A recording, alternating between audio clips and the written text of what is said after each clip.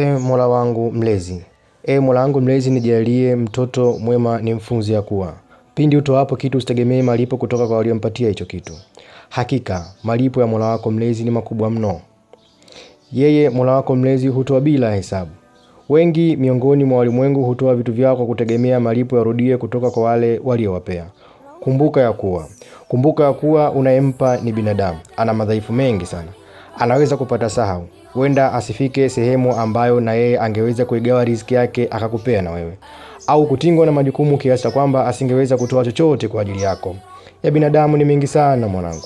Na ndio maana hata Mola wetu mlezi huwapenda wale ambao hutoa bila ya kutaraji malipo wala shukrani.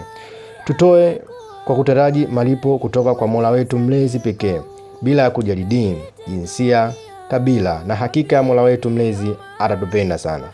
Mapenzi gani ni bora zaidi kuyashinda yale yatokayo kwa Mola wako mlezi? Yes, ni ndugu yenu AMS Cool Brother.